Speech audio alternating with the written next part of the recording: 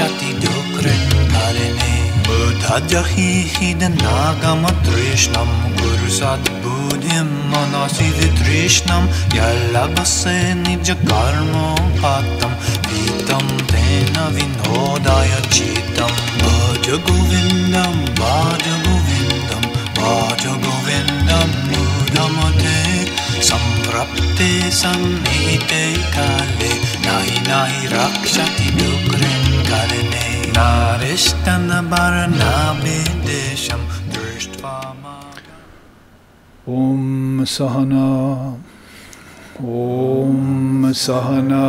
Vavatu Sahanau Bhunaktu Saha Viryam Karvavahai Tejasvi Navaditamastu Ma Vidvishavahai Om Shanti Shanti Shanti. May Brahman, reality, protect us. May Brahman sustain us. May Brahman illumine our thinking process. May we not find fault with each other, with the world, or with the teachings. And may what we study be a source of inspiration to us eternally. Om peace, peace, peace. May peace be unto us, may peace be unto all. Om Hari Om. You have rejoined us now at the second half of our second class on the non-touch yoga of Gaudapada. And there are some 8 or 10 people here in our ashram for class, and we're broadcasting to students on the U.S. mainland and other places, many of whom are,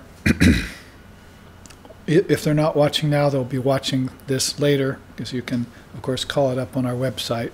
And on the Advaita Academy website, we always want to thank them for providing us with the space and equipment to be able to come to you live with a very rare philosophical and spiritual teaching called Advaita Vedanta. Everything we do really is based in Advaita Vedanta. We had a recent series of classes called The Devotion of Non-Separation, and the Advaita of the Avatars was after that, and the Wisdom Particle, and Dissolving the Mind Stream. The names of these various titles, classes, series of classes that we've titled and put on the web for studying, are all based in the Advaita Vedanta, which is the nature of Ramakrishna and the Ramakrishna order. They asked Holy Mother Shisharda Devi once, what are we, philosophically speaking? And she said, you're all Advaita Vedantists because Ramakrishna was an Advaitist, therefore you are an Advaitist. So when you study Sri Ramakrishna's life, read the Gospel of Ramakrishna, or begin to look into some of the many, many books and teachings that have come out of the Ramakrishna order in a very short time, in this great explosion of jnana, wisdom, and deep avataric bhakti, divine play of a great soul, several great souls like Sharda and Ramakrishna and Vivekananda and Brahmananda and others, then it doesn't appear right away that maybe you're emphasizing the non-dualism or the Advaita Vedanta, but then as you spend more time there, you'll see that the teachings are all based in non-duality. They're that thread running through the string of pearls that Sri Krishna talks about in the Gita. That's the Advaita Vedanta, and here it's just being given the name in 600 or 700 AD by Gaudapada, the non-touch yoga, or Asparsha. Now, I've put up for a continuation, after looking at those first 2 or 3 charts that we've gone through, this pillar of axioms. Axioms of Advaita Vedanta, because it really outlines Advaita Vedanta in no uncertain terms. And we can go through it not only with what's on the chart, but I've done study in years gone by and attached many of the Upanishadic slokas to each one of these points here, each one of these axioms. So I'll give you a few of those to enjoy and savor in your mind as Advaitic teachings, and as we take up each one of these levels. But basically, first you see there at the bottom of the chart that quote that we just took out of Gaudapada's Karika. The Atman in its dynamic phase diversifies other entities, all set up within the mind. Thus the shining Atman imagines itself by itself through its own Maya, which is also the apt conclusion of the Upanishads. First thing we find out then is that there's a dynamic phase to absolute reality. The word for that, of course, is Shakti. Yes, I've heard it. I heard a few sibilants in a different part of the room there. The dynamic side of the non-dual reality, Shakti, which has been emphasized a lot by those beings who love dynamic dream play. The dream power of the absolute, it's called in some circles.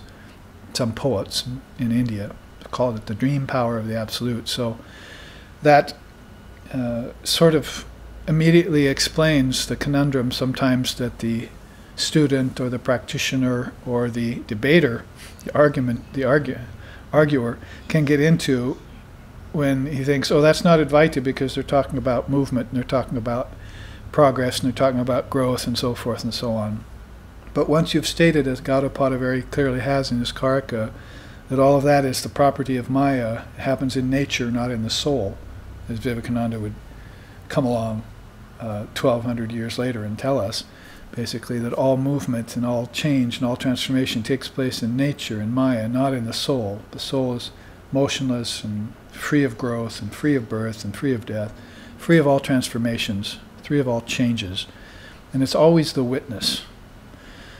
Then once you've understood that, then you may go on and appreciate the amazing nature.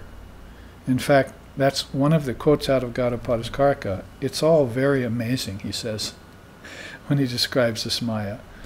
The empiricism, as Shankara later was to call it. This empirical process is just amazing. So it always captures people's minds. Now, if they know that it's the shining Atman in its dynamic phase, then they're free of any problem in the play. See, they can actually call it divine sport. They don't have to call it a prison house of suffering. A prison house of suffering. They can call it a mart of joy, because that's how Sri Ramakrishna described it. So, keeping that in mind, this beautiful quote out of Gaudapada's Karika, Atman imagines itself by its own power. And you'll stay free of a lot of those premature conclusions that otherwise you might be tempted to make. Now, let's take up the first axiom. The self alone is. It negates the second principle. That's called Kevala Asti. Kevala Asti really means I am alone. There's only one of me. Sounds a little bit lonely, doesn't it? But why is it that the advices don't feel lonely? It's because when they see any other version of their self out there, that's just what it is. It's just the self coming to them in another version, sporting in another form. And it's their very same self, so they're not seeing distinctions there. So they declare then, Kevala Asti, I am, the self alone is. There is no other reality. And so then it negates the second principle, which is one of the problems of Samkhya Yoga early on, as broad and Catholic and as beneficial as it was, and it has been all the way through of India's history. Still, it had that problem of posing two realities, nature and the soul.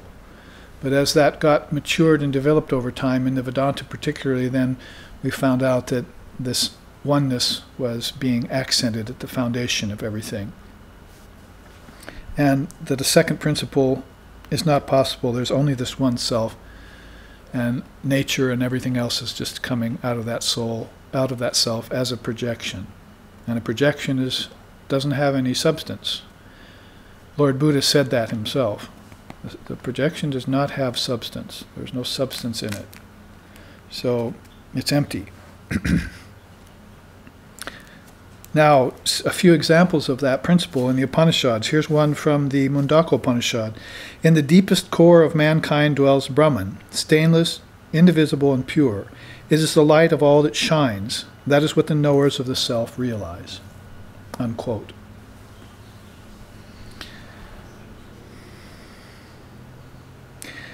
Svetasvatara puts it this way: bringing forth all the agents of creation, the great self holds sway over them all. It grows beyond its own nature into the form of the objective universe, yet it still remains the Lord of immortality. And actually that's one of the names of Brahman. That Sanskrit root bri means to expand. So it grows beyond its own boundaries. So it's just impossible to even think about it, but it grows beyond its own nature into the form of the objective universe. In other words, as the Upanishads state, the world is an overflow of the bliss of Brahman. It's an overflow of the bliss of Brahman. So the student talks to the teacher one day and says, "You're always talking about Brahman this, Brahman that. Everything is Brahman to you, isn't it?" "Well, I'm getting tired of that. What about the world?" And the seer says, "Oh, the world, well, that's just an overflow of the bliss of Brahman." So they're not going to say it's a second thing. This oneness denies a second reality. That's Kevala Asti. Let's go on. We will not get at all bogged down in heavy philosophy here. We're going to go straight through these Vedantic pillars of axioms. We'll leave the deeper, slower, gradual process for a retreat. Sometimes we give retreats on Gaudapada's Karika. That's always a very profound time. You might even recognize the second axiom because it's a famous saying in Vedanta. It's one of the first sayings you might hear if you frequent Vedantic circles. Brahman Satya Jagad Mithya. Mithya means false. Satya means true. So Brahman is true. Jagat, the world, is false. That is, if you're seeing it as a world, and you're not seeing it as Brahman, then the senses, your mind, and everything is giving a false reading of that. There is only one, right? Now remember, if we go through the pillar of axioms, always when you take the second, third, fourth, fifth one, always look back on the first and the ones before it. Because this is an order of practical, rational, Advaitic thinking that happens here in these steps. Brahman alone is real, all else is appearance. You could put it that way. All else is appearance. Everything that's moving and changing and apparently transforming is going on in show. It's non-actual. Brahman doesn't change, and Brahman is the only reality. Now, if you just took that by itself and you didn't have number one to go by, then you would begin to forget already. See? But we don't want you to forget. And if you forget the philosophy, well, then sing it to you in a song. Durganam bulona, bulona, bulona, bulona. Shri Durganam bulona, bulona, bulona, bulona. Shri Durga Sharane Samudre Mantane, Shri Durga Sharane Samudre Mantane, Vishwane Vishwanath Bolona, Shri Durga Nam Bulona, Bulona, Bulona, Bulona. So, Sri Durga Nam, Durga's name, Bulona, don't forget to remember. So don't forget to remember the divine name of Sri Durga, who is the dynamic power of Brahman. Right? Said right there, down below, as we were just saying. the Atman, in its dynamic phase, diversifies all entities. So that's following under the auspice of the Divine Mother of the Universe. If you remember her name and you remember her play, then you remember Brahman. Because Brahman and Shakti are one like milk in its whiteness. Milk in its whiteness. Like fire in its heat. Fire in its heat. Like water in its wetness. Water in its wetness. Like a joke in its humor. But only if it's a good joke. So you cannot separate those two. They are one and the same. Don't let the appearances fool you. And in fact, Shiva himself has become lost, hasn't he, by watching Kali's play, by watching the dance of the noumenon. See, everyone else is all mystified and enchanted by the dance of the phenomenon. But the dance of the noumenon, that's Durga, that's Kali's dance. That's absolutely astounding.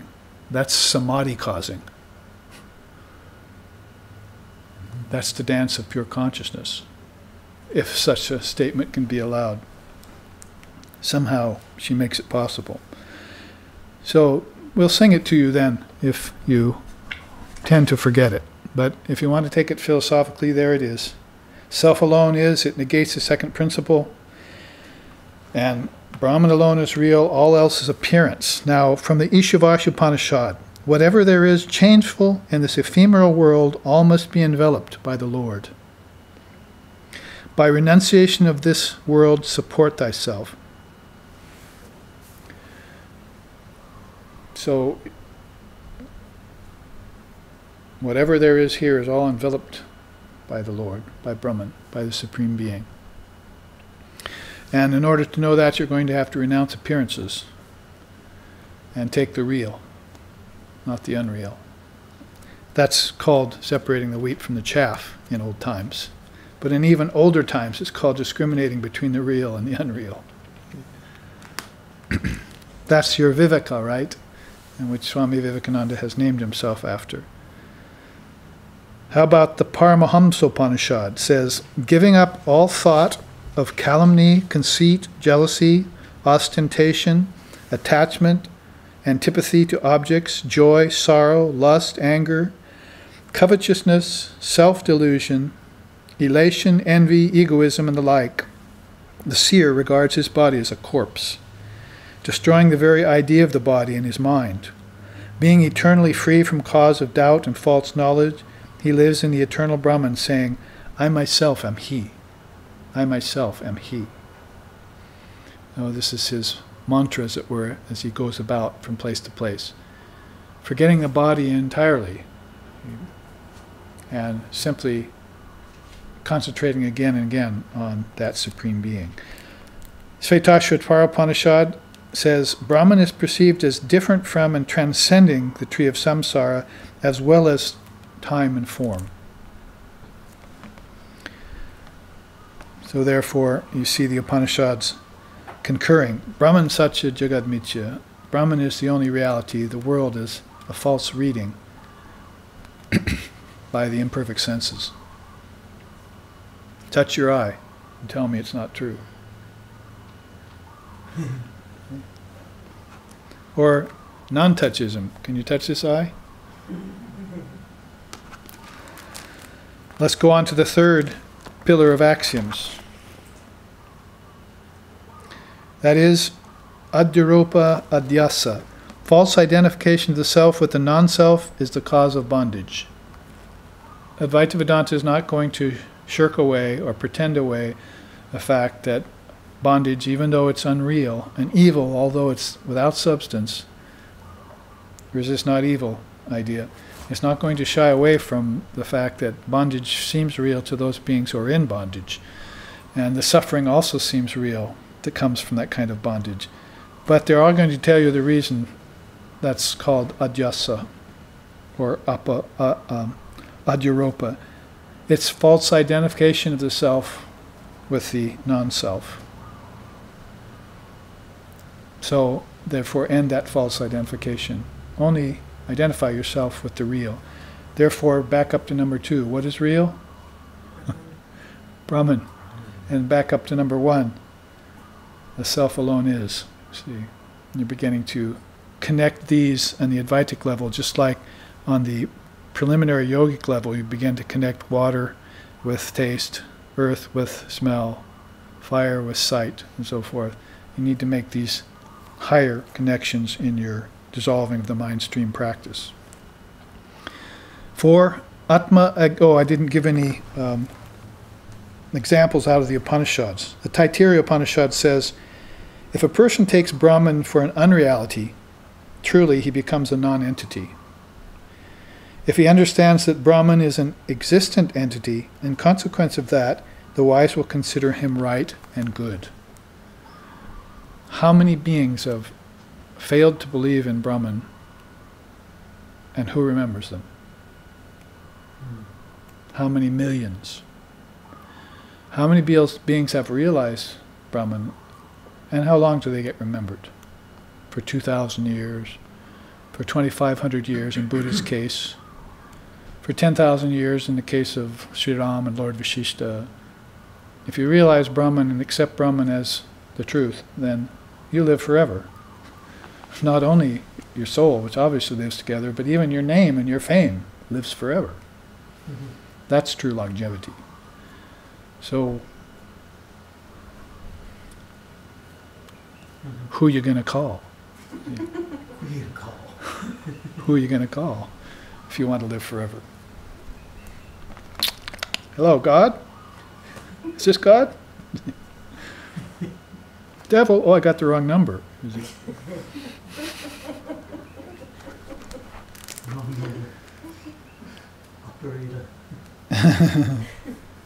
Svetasvatara Upanishad says, what is the ultimate cause?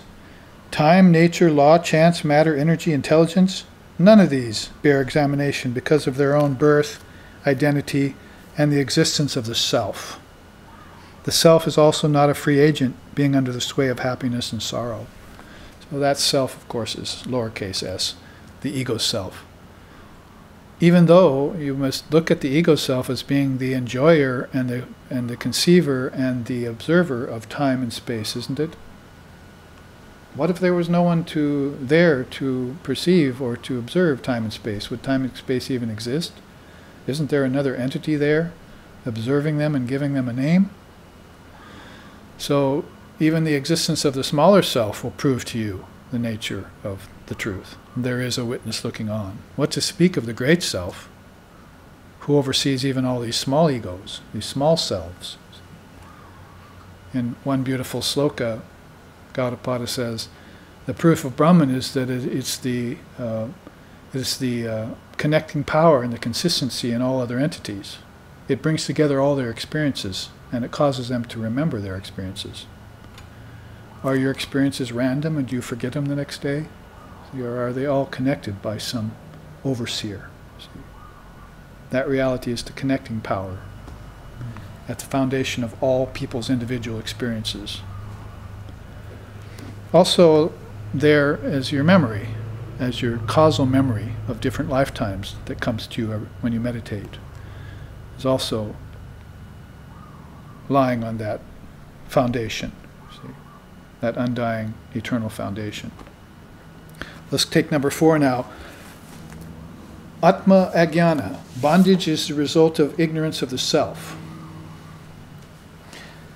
See how they're going along here? The self alone is, Brahman alone is real, though all else is appearance.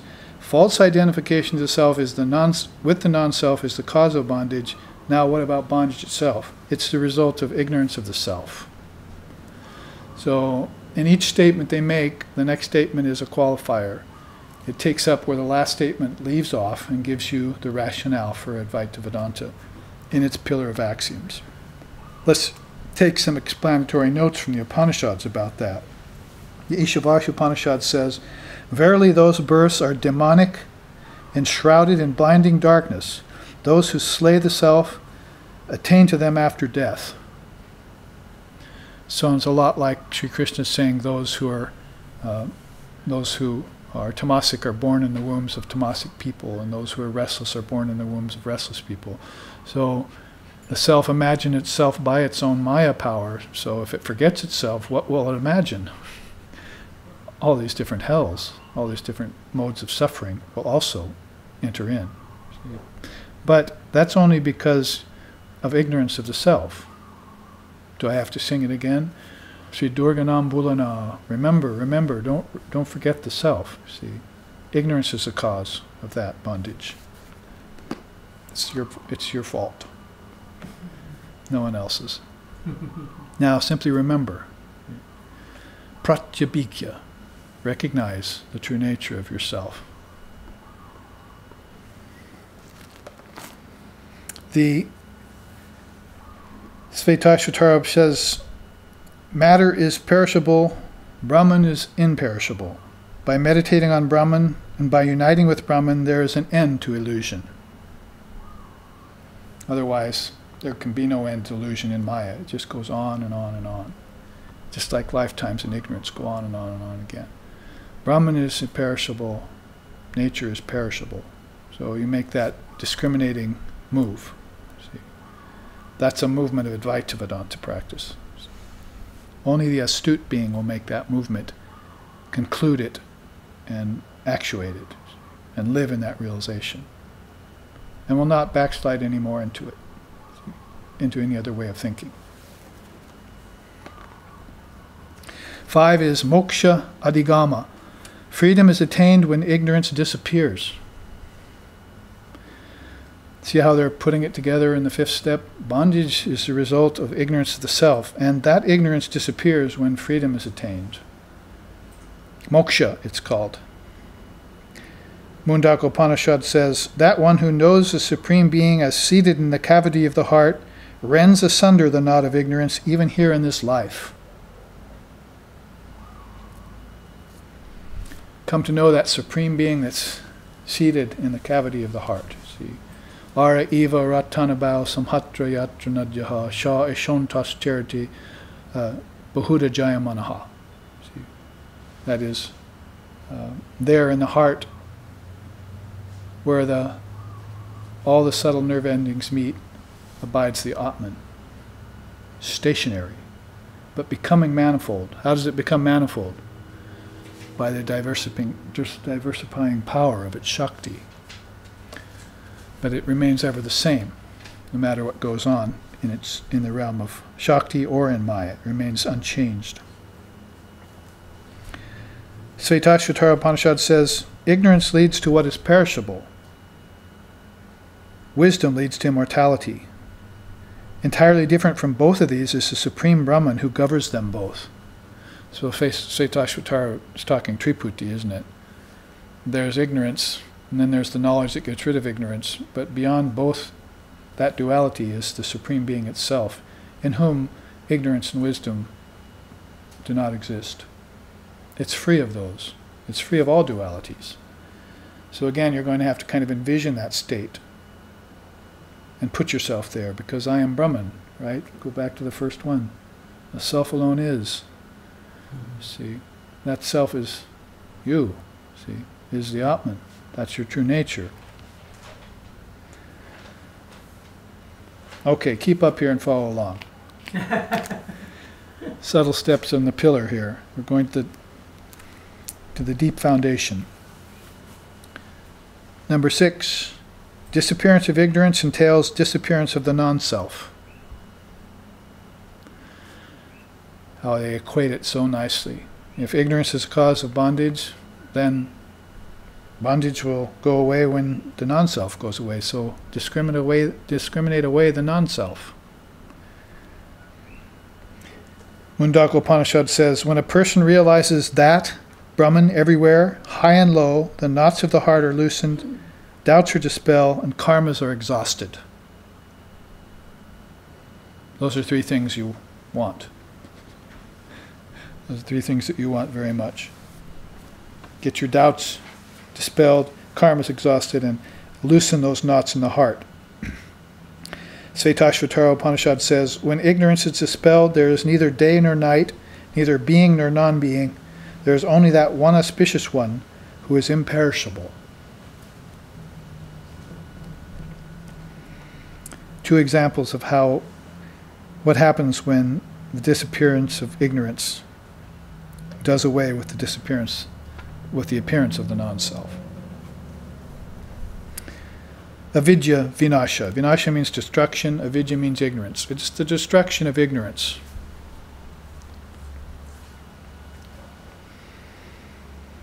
Seven, freedom is the essence of the self. Loss of freedom is a case of forgetfulness. Just a case of forgetfulness.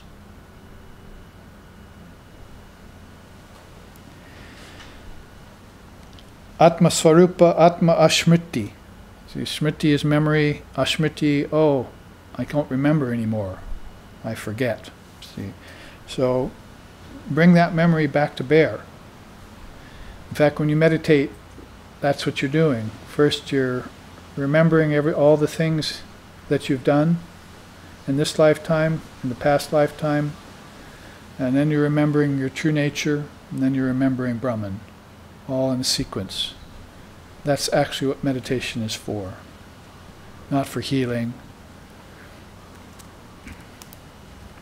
or other things that it's being used for.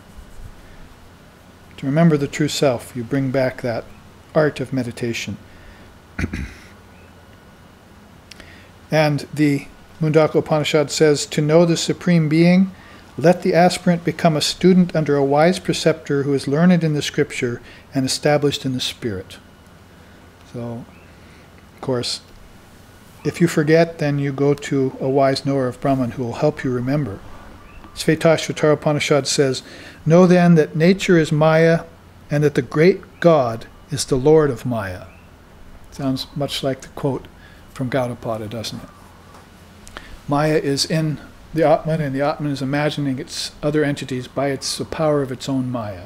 So it can just as easy forget them or do away with them. And that's the point. 8 is the self is always free. Freedom is never attained. It is merely realized or rediscovered. It's called moksha. The 8th axiom there on the pillar of Advaita. So freedom is never attained. It's realized as something always at hand. You're always free. That you become bound was because of forgetfulness, because of ignorance, right? Because you believed in the non-self. So just trace it all back in steps like that, up the pillar. And you'll connect them all. Svetasvatara Upanishad puts it, it is neither male nor female nor neuter. Whatever body it assumes, it becomes identified with that. So, in accordance with that, assuming, the Atman assuming different forms. But as it does, it's always free. It never gets bound. The 9th is called Vyavaharika. It's a word I mentioned in the first half. Remember, there's Paramarthika, the Supreme Brahman, and there's Vyavaharika, Maya, or the changing Brahman, if you want to put it that way. The impediment to freedom is our preoccupation with the objective world. That is, in order to realize or rediscover it, then you want to do away with this preoccupation with the objective world.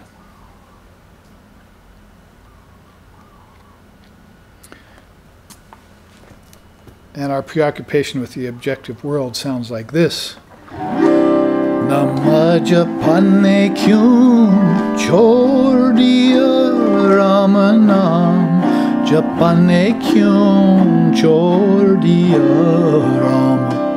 Nama japane kyun chhod diya Rama naam, japane kyun chhod diya Rama. Japane kyun chhod diya, krodha na chora, jhota na chora, krodha na chora, jhota na chora, satvachane kyun chhod diya Rama. Nama japane kyun chhod diya Rama naam, japane kyun Jordiya Rama Namajapane kyun Jordiya.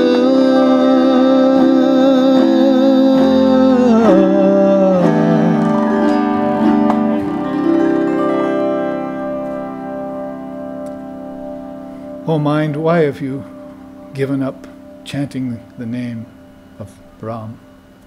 She sings. When you should be renouncing your anger, your deceit, and your delusion, you've given up your integrity and sacrificed your love of truth instead. Why are you throwing away all these precious things in return for these baubles of the world, which are insignificant? Your mind dwells constantly on sense objects, mundane habits, tempted by that which has no existence. It's all unreal, right? There's your axiom for it. Brahman Satya Jagad Mithya. World's empty. Brahman is full, full, full. Is it for the sake of these fleeting things, these empty things, that you have forsaken the precious gem of Sri Ram's name? Basically, that's what Kalas, this songwriter of India, used for his lyrics, to convince his mind to give up the unreal and take to the real. Once and for all. Using the most superlative, advanced, and mature philosophy known to mankind, I'm quoting Vivekananda, the Advaita Vedanta. So don't just take my word for it.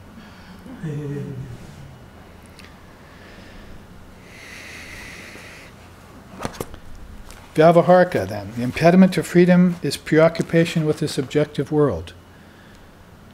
Like we were talking about in the first half, make wise choices based on your own discriminating intelligence, your own ability to skirt desires, to turn them off, to become impervious to them. You have that power within you. Use it. Use it now, almost in desperation, to get yourself out of this game of Maya. The charade, the sleight of hand. 10 is vairagyam. Not enough to say that the impediment to freedom is the preoccupation with the objective world. He goes on to say the solution for obsession with relativity is the cultivation of detachment. Vairagyam. The Mundaka Upanishad says, those who live in solitude, leading a life of austerity and devout worship, peaceful, wise, keeping to the practice of detachment, these stainless beings go by the solar gate to where the immortal being resides.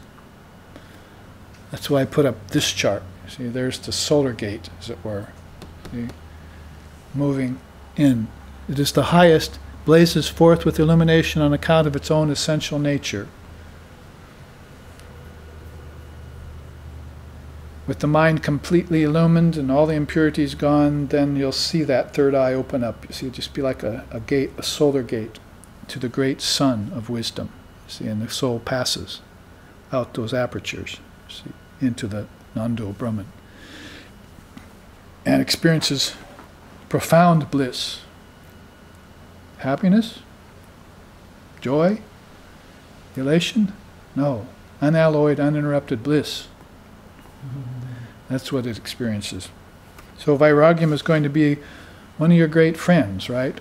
Viveka, discrimination, vairagya, detachment. That's the 1-2 punch that puts ignorance to the mat for all time. Svetasvatara says this way, place the body in a straight posture, hold the chest, throat, and head erect, draw the senses and mind into the heart. Thus the knowing one should cross over the fearful currents of the world by means of the raft of Brahman. So it gives you a practice. Sit still, control the breath, turn off the senses, stop the mind from thinking. See, you've heard it all before. Now it's time to put it into practice. Time to enact it. Time to sit that way for an hour, 2, longer. How about 49 days under a tree? Like Lord Buddha did on a cosmic level, cosmic and collective level. So Gaudapada said that's the final conclusion of the Vedanta. So I'm giving you the traditional list of Advaitic axioms, and I'm backing them up with the authority of the Upanishads. Quotes selected specifically out of those 108 Upanishads that apply directly to these. I have many for each one. I've done my homework, and they are valid. Let's go on to number 11. It's a deep study, but you are sitting in the atmosphere of Advaita Vedanta when this happens, and this is also a rare happening. It doesn't happen where you go right into the essential juice of Advaita Vedanta and take it into your mind and heart and contemplate it in the company of beings who are trying their best to understand it on a non-dual level. Number 11 there, you see it, monomoha. So long as the mind sees another self, there is bondage and fear. Almost like a ground rule coming at you all of a sudden. A way of practicing. If I'm going outside and I'm seeing another self other than myself, then there's grounds for doubt and for fear. And it'll always be there. Even into late in life, beings will hold that doubt and that fear around personages, around nature, around their own mind, because of the seeing of two-ness everywhere. But the practice of oneness has not suggested itself to them yet. It's not dawned on them yet. We'll show you that here, if we have time, in this other chart.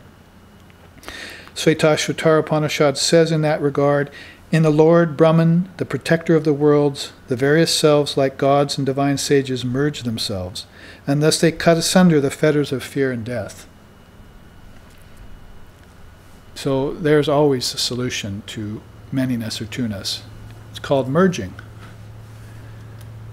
If the hailstone is falling into the ocean with a bunch of its other hailstones around it, there's a solution for that. It's called the ocean. It's called dissolution. It's called dissolving, called merging, called absorption. There's even fine words for it in English. Now, try it.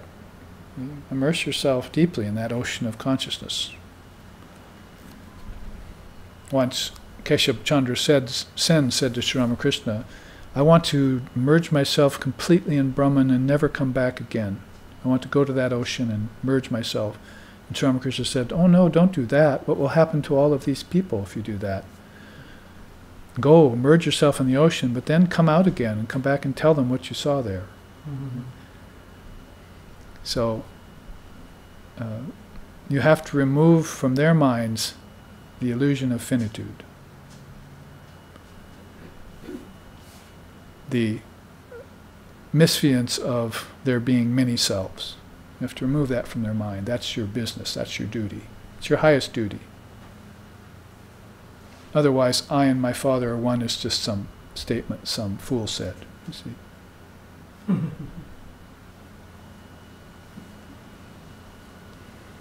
The highest knowers of Brahman become Brahman. They know Brahman as their very self. That takes precedent over everything else. Self alone is. It's the first one. I declare it, from the highest floor of the temple, pillar of Advaita Vedanta. The self alone is. It negates a second principle. There is only one. If you want to know the true meaning of that rather cliché phrase that they're tossing around nowadays in Western New Age circles, called oneness, there it is for you. From the tradition, and explained in words very convincing, very cogent, very concise, the nature of your true self.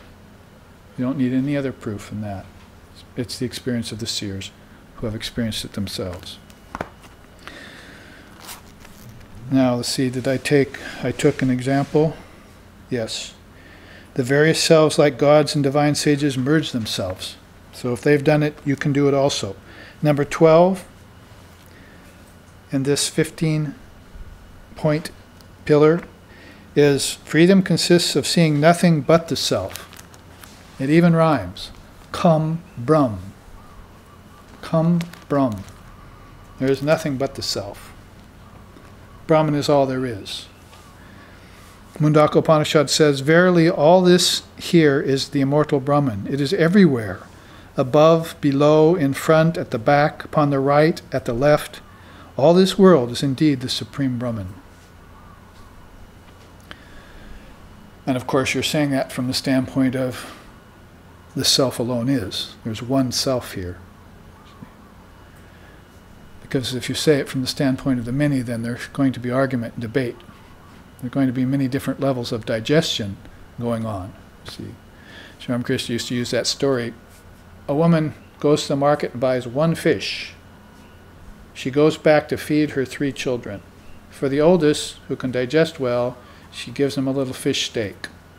For the medium one, whose digestions, powers of digestion are a little bit less, she gives him a little rice pilau. You see, this is a little bits of fish in with the rice. For the young one that can't digest yet, she gives it fish soup. See, one fish feeds all. So one Brahman here, but people are able to digest the truth in different ways. Different levels of capacity of understanding. But what you're getting here is the highest level transmitted to you from the pillar of Advaitic axioms. See? That's for you to take home and cut your teeth on.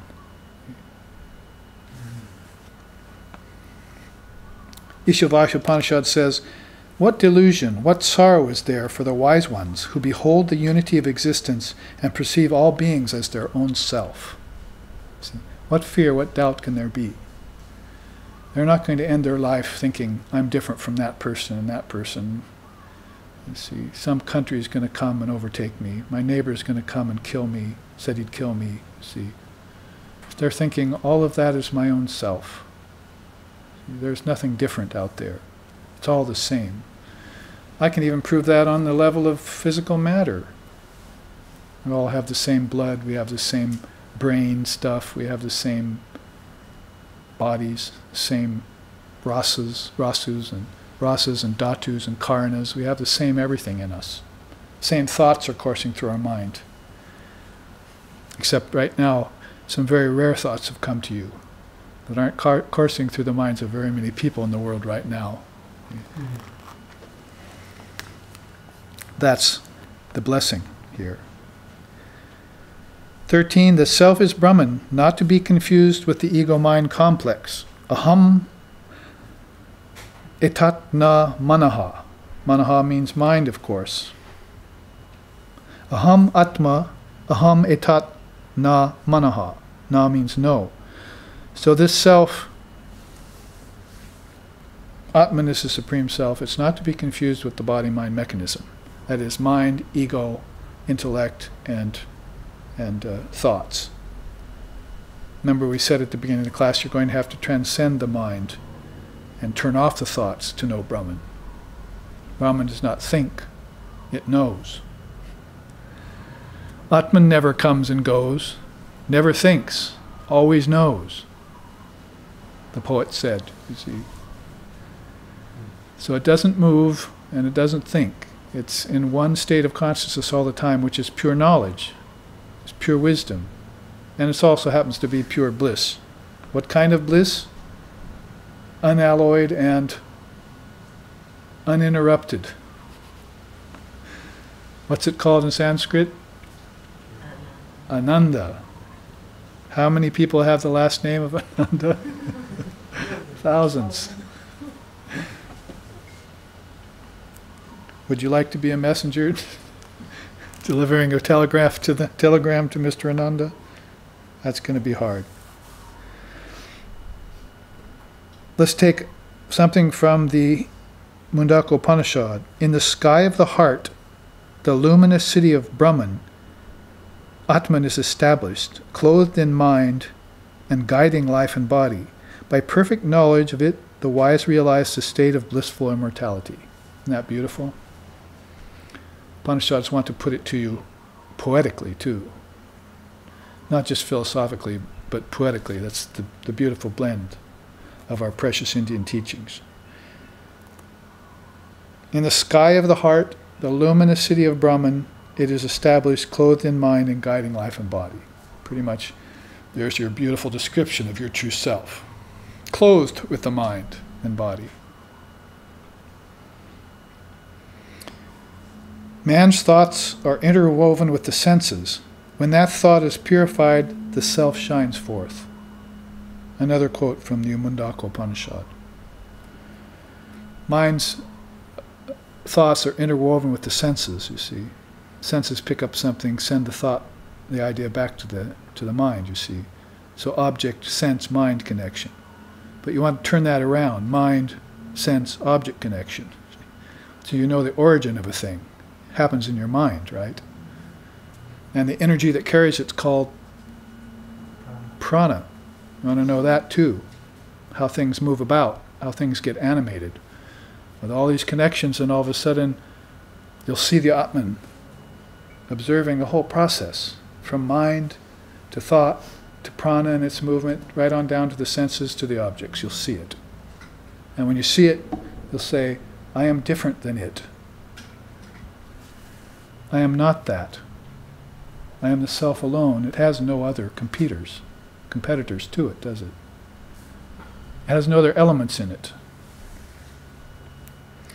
Ishavasha Upanishad says that the self-existence is everywhere, free of a body, with no muscles, without the taint of sin, radiant, whole, pure, seeing, all-knowing, all-encompassing everything. Somebody pulled out all the stops there in the Ishavasha Upanishad. Or you can put it this way, that the Svetasvatara Upanishad says, Brahman is the real owner of the eyes, faces, hands, and feet, and inspires them all to do their respective duties. You'd be tempted there to say prana is making the eyes, feet, and everything move, but then you've only gone so far back. What animates the prana? Shakti. What animates the Shakti? See? And so forth. You want to take it all the way back to its origin. Then you can say, this self is not to be confused with the small self, the ego, with the mind, manas, with the buddhi, the intellect, not to be confused with them. It stands alone. It is alone. Kevala asti. See? It's untouched. Untouched yoga. Penultimately, we have aham chaitanya. I am consciousness. It's almost coming to a definitive final statement, isn't it? You stated out front, the self alone is. Now you say, and I am consciousness. It's almost a mahavakya on its own. Or you could put it this way, the ego is consciousness limited and distorted by the ignorant mind. That distortion does not happen in the Atman, or in the self. Svetasvatara Upanishad puts it this way, this divinity, pervading everything, dwells in the hearts of creatures, being finitized by emotions, intellect, will, and imagination. They who realize it become immortal. So it's almost putting a further defining statement on number 14, isn't it? Or number 13. It's not to be confused with mind and ego. Why? If you want to jump ahead, it's because it becomes finitized by the emotions, the intellect, and the imagination.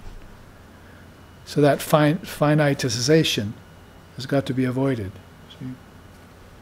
Therefore, you always refer back to the self of all.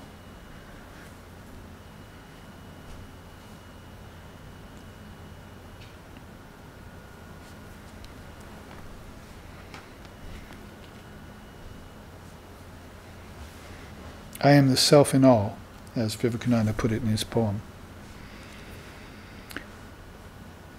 Sarva Upanishad, our first quote today from that Upanishad about number 14, says, when the four sheaths remain in their own cause, which is Brahman, in the same way that a banyan tree remains latent in the banyan seed, then it is spoken of as being the Anandamaya Kosha, the causal frame of the soul. It's a nice quote from the Sarva Upanishad that describes this ego as consciousness limited and distorted by the mind. The Anandamaya Kosha, you see, is a causal frame for the Atman. Be one of the earliest signs of the ego, or the not the indivisible self, but the individual self, as we used to say. There's the individual self, there's also the indivisible self. Make the distinction. And finally, in 15, to wrap it up, Sukha, Dukkha, Atmananda. Ego enjoys limited happiness, Sukha and Dukkha. That is happiness and sorrow. That's what Sukha and Dukkha means. But the self enjoys unlimited bliss. So it's a very good final coffin nail, you see, in this idea of ignorance and bondage and so forth. Remember, the ego only enjoys limited happiness, but the Atman enjoys unlimited bliss. So don't be caught in rounds of Sukha and Dukkha. Instead, get into that state of Ananda, bliss. Taittiriya Upanishad says about it, that from which the speech and mind recoil, being unable to reach it, who knows of that bliss of Brahman sheds fear completely for all time. Sounds untouched to me, doesn't it? Speech and mind recoil from it. I mean, that's a very definite and stark way of putting it. If the mind recoils from it, then mind and thoughts can't go there. Then I must have to transcend the mind in order to get to it, and that will be by an act of meditation, transcendent meditation. Go beyond the mind stream. Svetasvatara Upanishad puts it this way: O Lord, deign to make us happy by thy calm and blissful self, which roots out all terror and all transgressions. Thy calm and peaceful self roots it all out. So your concentration on that one reality is the ultimate solution to all problems caused by ignorance, bondage, fear, doubt, and so forth. Maya takes to its heels, and nirvana is here at hand, as Gaudapada said in the first half. That is nirvana, that state. You have taken a tour of Advaita Vedanta's pillars of axiom in a short 45 or so minutes. And we are approaching the end. We have about 15 minutes left, so I do want to take this final chart and not leave it for next week. Now, you see this other chart, which hopefully the live streaming audience is viewing right about now. Gaudapada's the path of the enlightened, or the province of the enlightened, he calls it. And you can see how Advaita Vedanta puts it. 3 types of knowledge samadhis. How many types of knowledge samadhis are there in yoga? There are 2, and they're broken up into 2 parts, so basically really 4. Savitarka, Nirvitarka, Savichara, Nirvichara. Those are 4 kinds of wisdom samadhis they call in yoga. So here in Advaita Vedanta we find a similar idea much later on than Patanjali's yoga, the 3 types of knowledge samadhis in Advaita Vedanta, and they're described in very simple ways. There's the first one, Laukika Gyan, knowledge when external objects are believed to exist. Shuddha Laukika Gyan, that's pure. Shuddha means pure. Knowledge when objects exist, but knowledge when no objects exist, but perception of objects still exists. And 3, Lokatara Gyan, knowledge when neither objects nor their perception exist, leading the seer to omniscience. So you can see how 3 levels of knowledge samadhi are leading you in your meditation. First you believe objects are real, then objects cease to be real but their perception is still present. Then finally you go beyond the object and its perception entirely. And you reach the higher wisdom samadhi. Now here's a description of those 3 types of samadhis. First is duality with its objects and its perception. They call that practical samadhi. You may be having practical samadhi right now. For instance, science is beginning to have a sort of kind of samadhi like that. See, when it sees through the appearance of the object to its real nature, it'll see vibrating particles. So now it's beginning to see the real object, what the real object consists of, vibrating particles. But it hasn't seen the Buddha nature object yet, the essence object, the Atman object. It hasn't seen that yet. Only the seer sees that. So you can see how these three levels of knowledge will dawn on a person in correspondence with the level of their understanding. As it gets more and more refined. The word samadhi is not just bantered around everywhere. It's pretty much peculiar to the realm of the spiritual aspirant, to the seeker. Samadhi is a key word there, like nirvana is in Buddhism. Description of the second kind of samadhi is duality devoid of objects, but with its perception. They call that pure and practical. So the samadhi is becoming to a more pure state. You're actually walking around before seeing objects and thinking they're real. Now you're walking around seeing objects and knowing they're not, if you want to put it very clearly. You're tearing the covering off the gift. You're stripping away the Mayic overlay. You're seeing through the false superimposition that a form places on the formless reality. And you're to the second stage of that process. You're not yet to the third stage. Yet, so you're walking around and you're saying, oh, I see objects seem to be real, but I know really they're not. They're projections of my own mind. Or however way you're going to want to say that to yourself. But still, you're beginning to practice the presence of God, aren't you? Because now you're not just seeing objects as if they were actually there. Science has even told you they're not what they appear to be, and so forth. So now you're beginning to have a sort of great doubt, a sort of deep suspicion.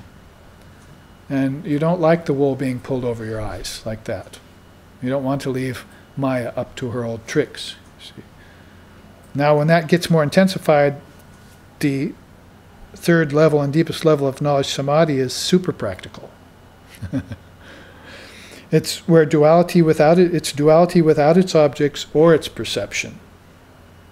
So now you're getting to a deep level of understanding that's beginning to eradicate the foundations of duality itself.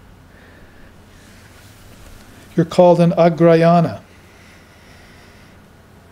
In Gaudapada's time, an agrayana was much like an arhat was in Buddha's time. The illumined soul in Buddha's time was called an arhat, and they had totally renounced the world, and that was the pinnacle of Hinayana Buddhism. There was nowhere else to go with it, and you had to be an arhat in order to realize your Buddha nature. So the religion began to die.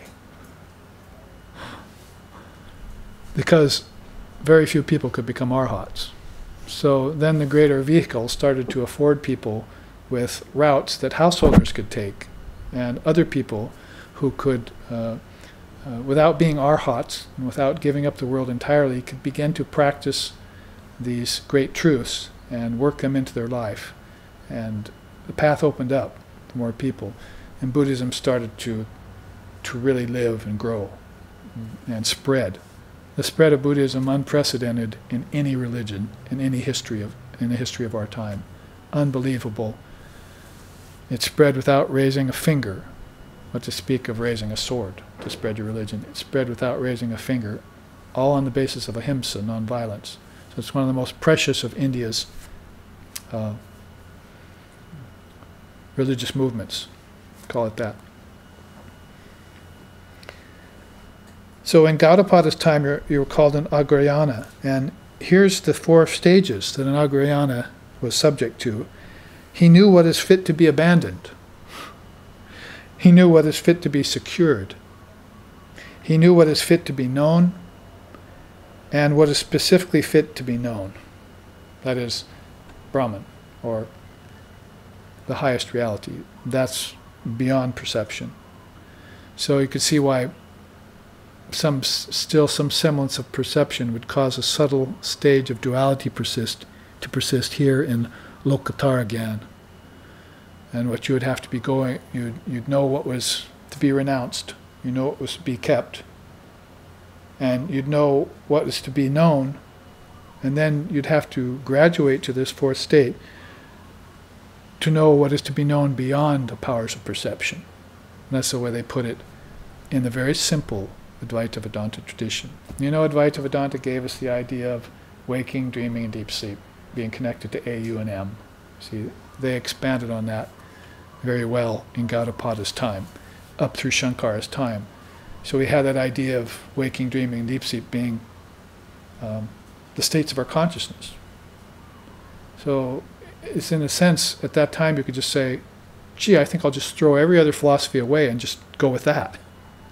I have 3 states of consciousness, waking, dreaming, and deep sleep.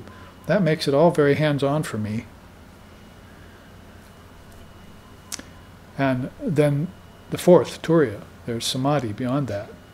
So it all of a sudden becomes very much connected to and associated with my own states of consciousness, what I experience with my 5 senses in waking, with my 5 subtle senses in dreaming, and with no senses in deep sleep.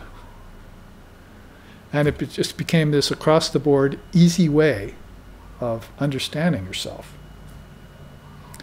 that put systems like the 24 cosmic principles and this and that, you see, 36 cosmic principles of Shaivism and so forth, sort of put them in their own sphere and left them there.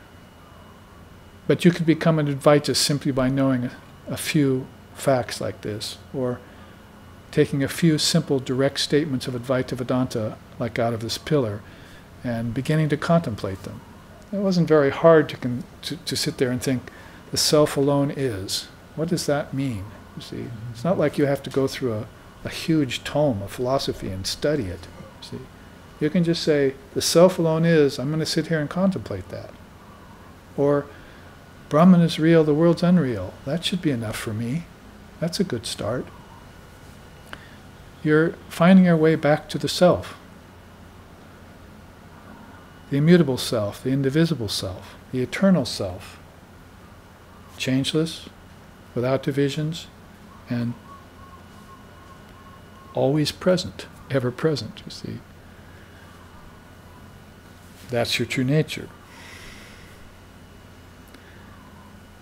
Now the quote at the top, the rare condition of knowing Brahman is spoken of as naturally calm and controlled, because one's own nature is calm and controlled.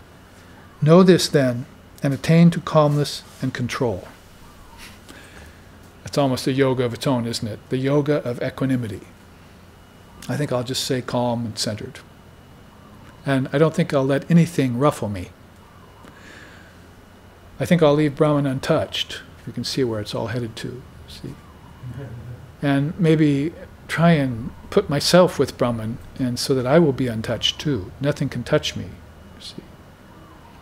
I will become impervious. Noble. Transcendent. See? And abide in my own light, in my own glory. Just like this, right there in the middle. It is the highest. It blazes forth with illumination on account of its own essential nature. You can't keep a fire tied in a cotton cloth. The cotton cloth only feeds it more. So ignorance should feed more this desire in you to realize your true self as the essence of wisdom, the essence of truth, the essence of pure being. So, your true nature is calm and controlled. That's a different thought. You're thinking to yourself, oh, I'm so restless. Oh, I'm so sleepy. Oh, I'm so tired. Oh, I'm suffering so much. Oh, I'm so happy. I'm so enjoying this. I'm so elated. I'm so foolish. But do you ever have the thought, I'm so calm and controlled? Isn't it rare? But he's saying your very nature is calm and controlled. Everything is that way. Brahman is that way because you are that way. It's putting it all in your own court. See, that is, will you ever come to know the ultimate Brahman who is calm and controlled if you yourself are not calm and controlled? Will you ever come to know the formless Brahman if you yourself are always fastening on forms? How will you know the formless Brahman if you don't become formless yourself? See? So, give it up. Don't touch it anymore. And there you have the conclusion to Gaudapada's non-touch yoga, as far as this week's class is concerned. So let's end here with a chant and move on towards next Sunday's class. Om Bhadram, Om Bhadram Karnabhihi Srinayama Devaha Bhadram Pasyema Akshabir Yajatraha Stirai Rangaish Tushtuvamsas Tanavir Vyashema Devahitam Yadayahu. May we see with these eyes what is good and spiritual. May we hear with these ears what is noble and uplifting. And may we, while worshipping the Lord and Mother, with healthy minds and bodies, live a life which is beneficial to ourselves and to all other beings. Om peace, peace, peace. May peace be unto us, may peace be unto all. Om Hari Om. Bhaja Govindam, Bhaja Govindam, Buddhamate, Samprapte Samnite Kale, Nahi Nahi Rakshati Dukren Kalme. Kate Kanta Kaste Putraha Samsaro Yamativa Vichitraha Kashyatvam Kaha Kutayata Statvam Chintayata Niha Prataha. Bhaja Govindam, Bhaja Govindam, Bhaja Govindam, Buddhamate, Samprapte Samnihite Kale, Nahi Nahi Rakshati Dukren Kalme. Satsangatve nisangatvam, nisangatve nirmohatvam, nirmohatve nischalatatvam, nischalatatve jivan mukti. Bhaja Govindam, Bhaja Govindam, Bhaja Govindam, Buddhamate, Samprapte Samnite Kale, Nahi Nahi Rakshati